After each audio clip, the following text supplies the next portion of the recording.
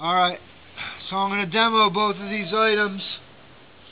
I just repaired both of these things for a good friend of mine. This is a 94 made in Mexico MIM Strat and a cool little early to mid 60s Kalamazoo all tube amp.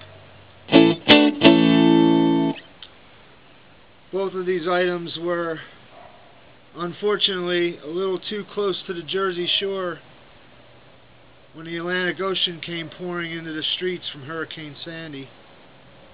The amplifier was briefly submerged, but it came out relatively unscathed. The guitar wasn't so lucky. This guitar was floating around in the streets of Seaside Heights with various other debris. Houses, cars, you name it. Boats, surfboards. Luckily, the guitar got recovered before it was completely ruined. So I had to completely disassemble the guitar, basically clean all the metal parts, cleaned all the metal, got 95% of the rust off of everything, oiled up every screw. There's over 50 screws. The springs, the pickup springs on the inside were real rusty. The tremolo springs, of course, all the hardware inside the tremolo. The pickups were real rusty, particularly the pole pieces. And the wires and stuff. I just had to clean a lot of rust. And then I shot some contact cleaner lubricant into the volume and tone pots and the 5-position switch. And I had to do that several times and kind of work them, work in the cleaner. But it came to life and it's working good now. The only scars it's really showing is a few spots on the body where the finish buckled. There's a few dings, pock marks from bouncing off of boats and cars, whatever it was bouncing off of. And really the worst of the scar damage is the back of the neck and both sides of the headstock. They must have had a water-based lacquer on this neck, and it basically buckled and was peeling off in a lot of spots. Not all of it, but I'd say 20 to 30% of it or more was kind of buckled and loose and falling off. So I just basically scraped all the loose stuff off gently with my fingernail, especially on the back of the neck. Probably a good 20 to 30%, 40% of the finish on the back of the neck got completely scraped off. And then I just sanded it real good with some real fine sandpaper and steel wool.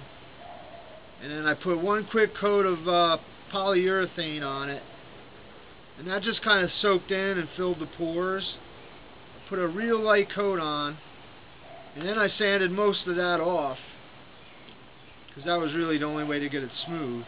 But at least it's sealed a little better now. It's kind of almost one of them bare kind of sanded down necks that some guys like. So anyway, my same buddy Mike, D-Man, he asked me to do a vid on the Jessica melody.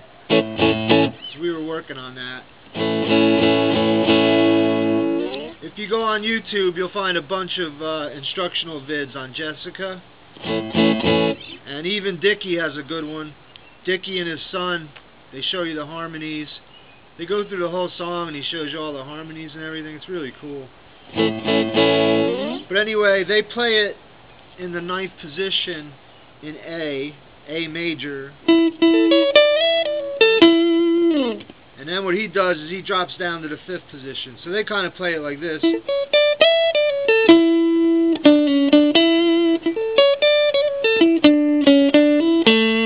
So they drop down.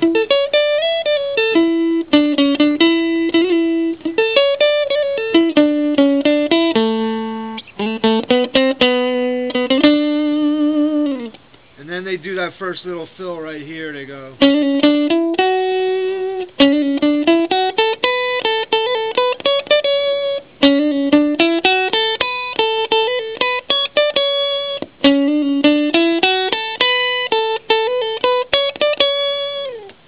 But anyway, I wanted to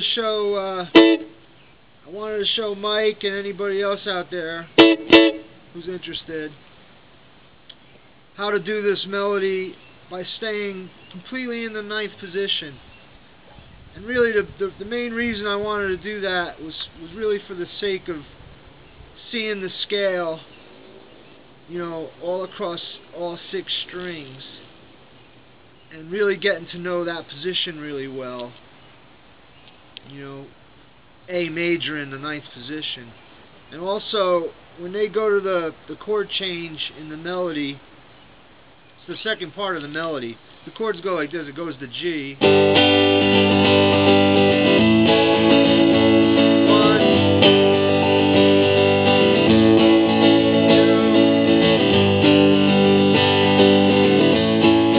3.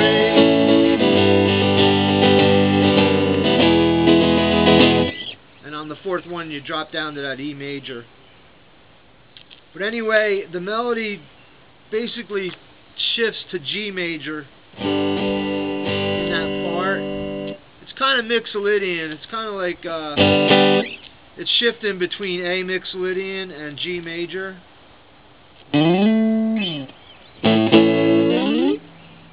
So anyway, to play it in one position, just grab that. You grab that A triad. It's like playing a D here, and if you move it up, D, E, F, G, A. You just grab that little triad and play a triplet. Just rake down with the pick.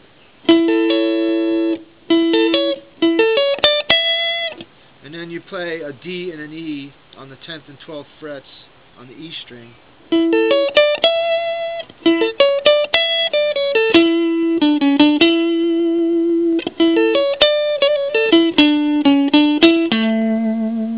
Play that again.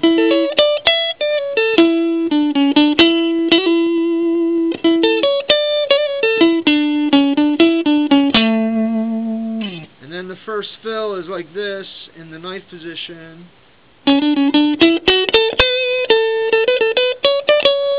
And once again, if you see the Dickey vid or a lot of the other vids, most guys do it like this.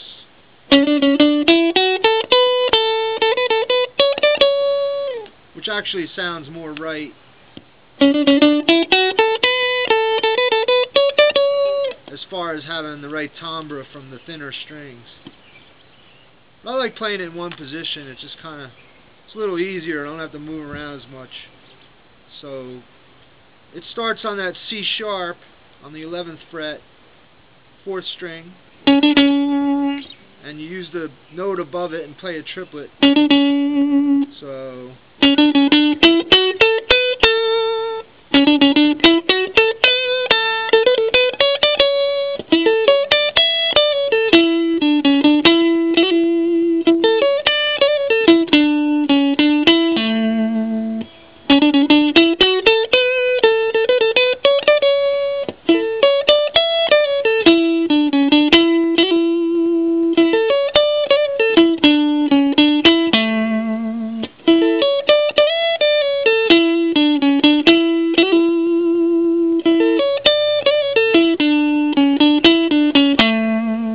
the G part.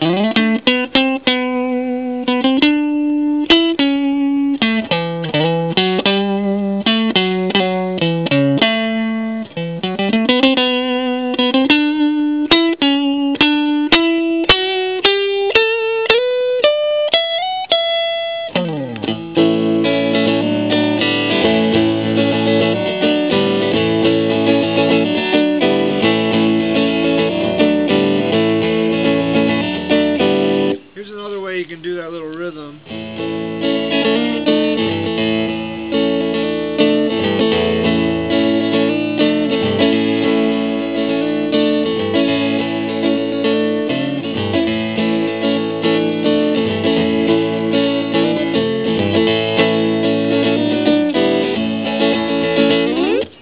So here's the G part again, nice and slow. So you start on that A, the octave on the 12th fret, 5th string.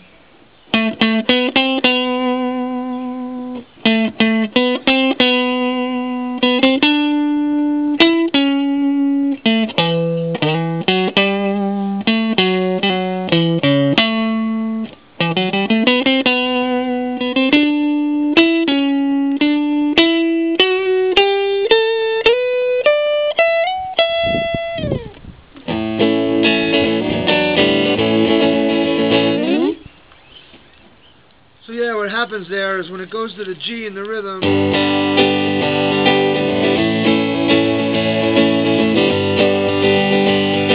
the melody follows the chord.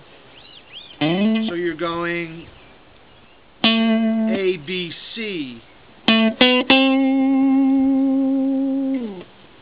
See, so normally in A major you'll have a C sharp, which is what you're using for most of the melody on the 11th fret.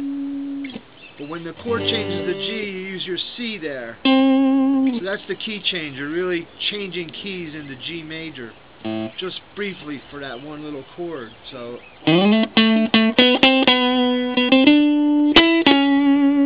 and see, so as soon as the chord comes back to A, right there, you use your C sharp again. So you're using your C here, right there, and then right here you use your C sharp.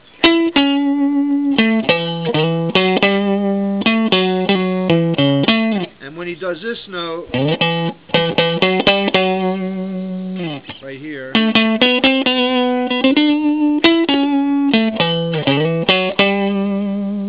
when you hit that G right there, that's really coming off of A mixolydian. So you can look at it as A mixolydian or G major, whichever you like. But it's basically just following the chord. So I'll show you that melody part one more time real slow. So start on that A again, the octave, and hit it twice. 2 downstrokes with the pick. So there's like a little pickup note right there.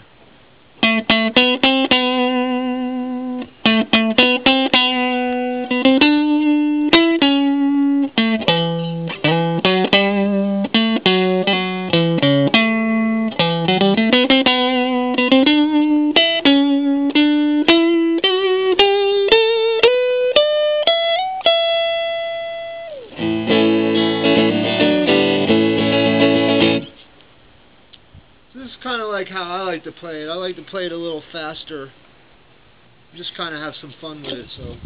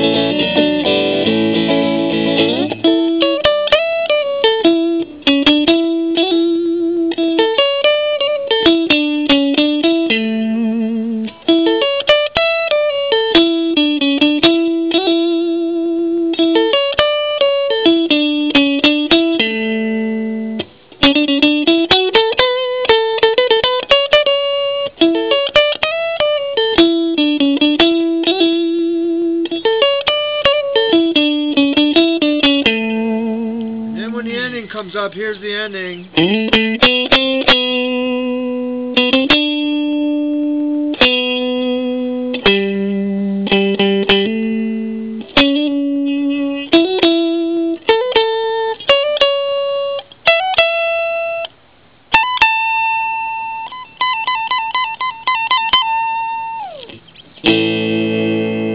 So here's the ending again. It's on the G chord. So the chord lands on the G right there.